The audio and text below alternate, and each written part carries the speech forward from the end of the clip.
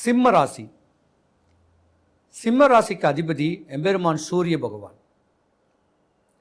ஒரு ஸ்தர ராசின்னு சொல்லலாம், நெருப்பு ராசின்னு சொல்லலாம், அதிகார தோரணையான ஒரு தன்மைன்னு சொல்லலாம். அன்பு ஒன்றுக்குத்தான் அடிபணிஞ்சு போவீங்க. இல்லறத்திற்காக, குடும்ப நலனுக்காக, தன்னுடைய கணவனுக்காக தன்னையே அர்ப்பணிச்சு கல்லு மண்ணு சுமந்தாது தாம் பிள்ளைகளுக்கு கஞ்சி ஊற்றி தான் கணவனுக்கு பணிவிட பண்ணக்கூடிய ஒரு தருணம் உடையது இந்த சிம்மராசிக்கார பெண். கூடா நட்பு கேடாய் அமையும். உங்களுடைய நட்புனால உங்கள் வாழ்க்கை சாம்ராஜ்யமே சரிஞ்சு போகிறதுக்கான ஒரு வாய்ப்பும் நிறையாவே இருக்குது. சிம்மராசிக்காரங்களுக்கு இந்த 2026 கொஞ்சம் ஆவாதுன்னு சொல்லலாம். கவன சிதைவுனால, கவன குறைவுனால கஷ்டங்கள் படக்கூடிய தருணம் உண்டு. புதுசாக கார் வாங்கினீங்கன்னா கூட அதுக்கு டியூ கட்ட முடியாது. புதுசாக வீடு வாசல் வாங்கினா கூட டியூ கட்ட முடியாது. அந்த மாதிரியான ஒரு தருணத்தில் இழப்புகளை சந்திக்கக்கூடிய ஒரு நேரங்காலங்கள் இந்த 2026 சிம்மராசிக்காரர்களுக்கு.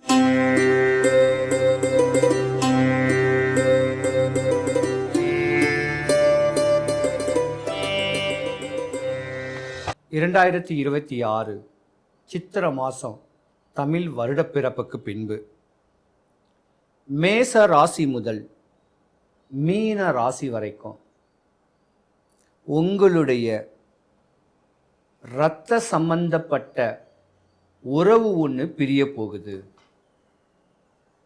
கவனம் தேவை 12 ராசிக்காரர்களும். சிம்ம ராசி.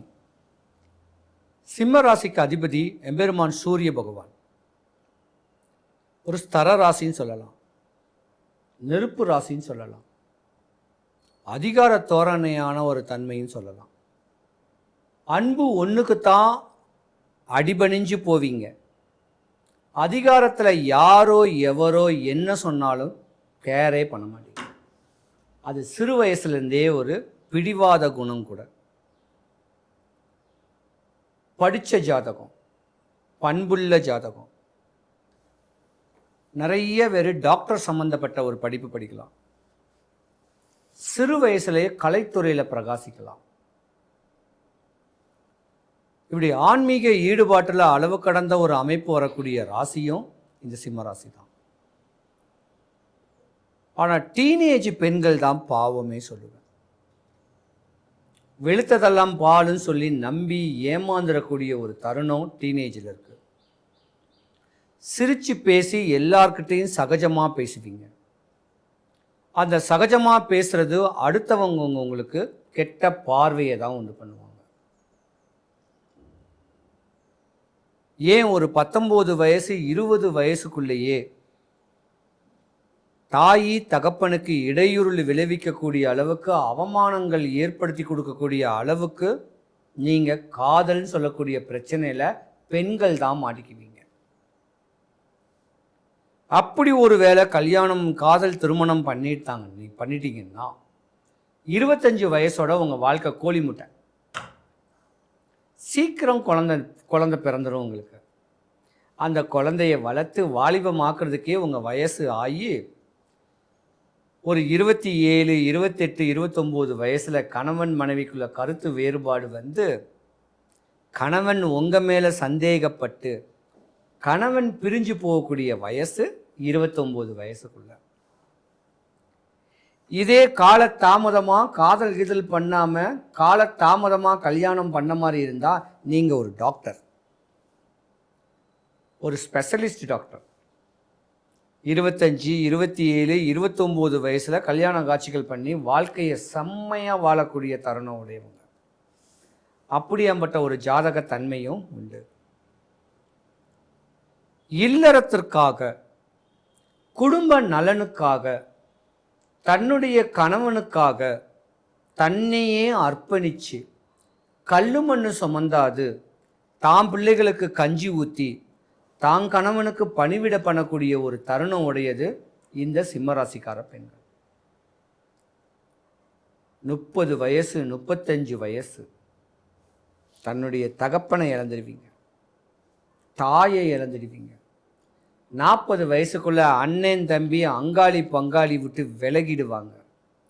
45லிருந்து 50 வயசு வரைக்கும் உங்கள் வளர்ச்சி, உங்கள் மேலே உங்கள் மாமியார் பண்ணக்கூடிய இடையூறுகளுக்கு கணக்கு இருக்காது. உடல்நல குறைவு ஏற்படக்கூடிய தருணமும் 45 வயசுலேருந்து 55 வயசு வரைக்கும் சிம்மராசிக்கார பெண்களுக்கு இருக்கு.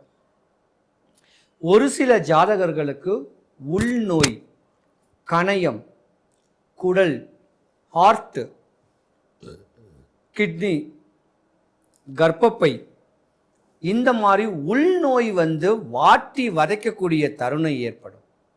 அந்த தருணத்தில் தான் உங்கள் சொந்தம் பந்தம் உங்களுக்கு சூனியமே பண்ணியிருப்பாங்க. அதுலேருந்து விட்டு விலகிடுவீங்க.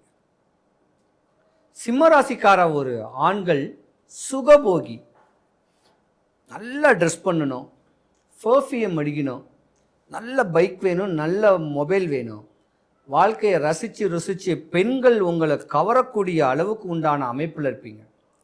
கல்யாணம் ஆன ஆண்கள் கூட நல்லா ட்ரெஸ் பண்ணுவீங்க. மனைவியே போராமப்படுவா, கல்யாணம் ஆயிடுச்சே, பிள்ளைங்க பிறந்துருச்சே, இன்னும் என்ன அழகாக ட்ரெஸ் பண்ணுறாரேங்க இருக்கக்கூடிய ஆதங்கம் கூட இருக்கக்கூடிய வாய்ப்பு இருக்குது. சிம்ம ராசிக்காரங்களை பொறுத்த வரைக்கும் தன்னுடைய தாய்க்கும் ஆகாது, தகப்பனுக்கும் ஆகாது. அரசியல் பிரவேசத்தினால பலவிதமான இடையூறுகளையும் இழப்புகளையும் நீங்கள் சந்திக்கக்கூடிய தருணம் நிறையாவே உண்டு. கூடா நட்பு கேடாய் அமையும். உங்களுடைய நட்புனால உங்கள் வாழ்க்கை சாம்ராஜ்யமே சரிஞ்சு போகிறதுக்கான ஒரு வாய்ப்பும் நிறையாவே இருக்குது. சிம்மராசிக்காரங்களுக்கு இந்த 2026 கொஞ்சம் ஆவாதுன்னு சொல்லலாம். கவன சிதைவுனால, கவன குறைவுனால கஷ்டங்கள் படக்கூடிய தருணம் உண்டு. புதுசாக கார் வாங்கினீங்கன்னா கூட அதுக்கு டியூ கட்ட முடியாது. புதுசாக வீடு வாசல் வாங்கினா கூட டியூ கட்ட முடியாது. அந்த மாதிரியான ஒரு தருணத்தில் இழப்புகளை சந்திக்கக்கூடிய ஒரு நேரங்காலங்கள் இந்த 2026 சிம்மராசிக்காரர்களுக்கு இருக்கு. சிம்மராசிக்காரங்களாக ஆணாக இருந்தாலும் பெண்ணாக இருந்தாலும், பெண்ணு சிம்மராசியாக இருந்தால் கணவனை விட்டு பிரிஞ்சு இருக்கணும், இல்லை டிவேஸாக வாங்கணும், இல்லை ஒரே குடும்பத்தில் தனித்தனியாக இருந்து வாழணும்னு சொல்லக்கூடிய எண்ணங்கள் உங்கள் ஜாதக ரீதியாக நடந்துக்கிட்டு இருக்கக்கூடியது விதி. இல்லை சிம்ம ராசியில் ஆண்கள் இருந்தால் மனைவி மேலே ஒரு வெறுப்பு, பிள்ளைங்க மேலே ஒரு வெறுப்பு, தான் எப்போ வேணால் வீட்டுக்கு வந்துட்டு போக சோறு மட்டும் கிடைச்சா போதும், கேள்வி கேட்கக்கூடாது அப்படின்னு சொல்லக்கூடிய ஆதங்கத்தில் கேள்வி கேட்டால் கணவன் மனைவிக்குள்ள சண்டை, இந்த மாதிரியான ஒரு அமைப்பும் இருக்குது, பிரிவு இருக்குது. இருந்திருந்தாலும் உங்களுடைய ஒற்றுமைக்கு, உங்களுடைய பிரச்சனைகளுக்கு ஏதாவது ஒரு நாள் மேற்படி சொன்ன வல்லக்கோட்டை முருகன் கோயில் சொன்ன பரிகாரத்தை செய்யுங்க. சிம்மராசி அன்பர்கள் அனைவருக்கும் சுபிக்ஷம், ஐஸ்வர்யம், கடாட்சியம் கிடைக்க எம்பெருமான் வல்லக்கோட்டை முருகனுடைய அருளாட்சி உங்களுக்கு பரிபூர்ணமாக கிடைக்க இறைவனை நான் பிரார்த்திக்கிறேன். குடும்பத்தில் ஒற்றுமையா எல்லாருமே இருக்கிறதுக்கும் எந்த விரயங்களும் ஆகாமல் இருக்க இந்த ஒரு சின்ன ஒரு பரிகாரத்தை பண்ணிங்கன்னா யாருக்கும் எந்த குறையும் வராது.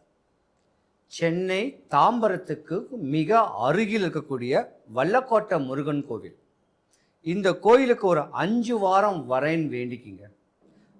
வாரம் போகிறதுக்கு முன்ன ஒரே ஒரு சேவல் வாங்கி உங்கள் வீட்டு வாசலில் கட்டி போட்டு தீனி போடுங்க. 5வது வாரம் அந்த சேவலை எடுத்துட்டு கோயிலுக்கு கொண்டு போயிட்டு கோயில் அதிகாரிகள் கிட்டையாவது கோயில் குருக்கள் கிட்டையாவது கேட்டு, நான் இந்த மாதிரியான ஒரு பரிகாரத்தை இந்த கோயிலுக்கு இந்த சேவலை நியமிச்சு விடுறேன் அப்படின்னு கேட்டிங்கன்னா அவங்க ஒரு வழிபாடை ஒன்று சொல்லுவாங்க.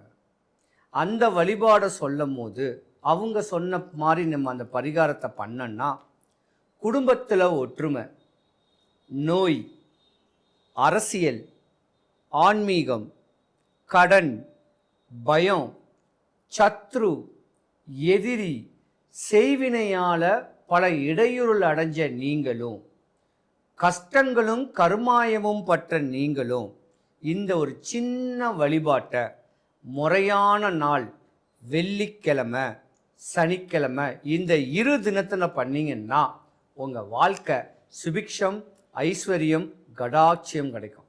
சிவாய நமः.